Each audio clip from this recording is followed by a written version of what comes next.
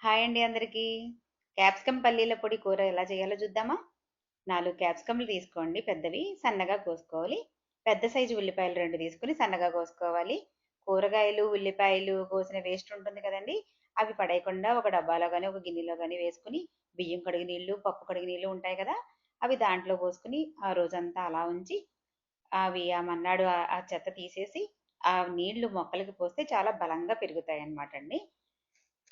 ఇప్పుడు ఎలా చేయాలో చూద్దాము. ఒక కడాయి తీసుకొని, కొద్దిగా ఆయిల్ వేసి, క్యాప్సికమ్, ఉల్లిపాయలు వేసి బాగా వేయించుకోవాలి. ఉప్పు వేసి బాగా వేగనివ్వాలి. సిమ్‌లో పెట్టండి. ఈ లోపల పల్లీల పొడి ఎలా చేయాలో చూద్దాం. 4 స్పూన్లు పల్లీలు, 4 స్పూన్ల పుట్నాలు, మిరపకాయలు, తగినంత ఉప్పు, హాఫ్ స్పూన్ జీలకర్ర వేసి వాటిని వేయించుకొని పొడి చేసుకోవాలండి. ఈ పొడిని క్యాప్సికమ్, ఆనియన్స్ బాగా వేగిన తర్వాత ఈ పొడి వేసి దింపాలి. అంతే అండి. క్యాప్సికమ్ పల్లీల పొడి కూర రెడీ.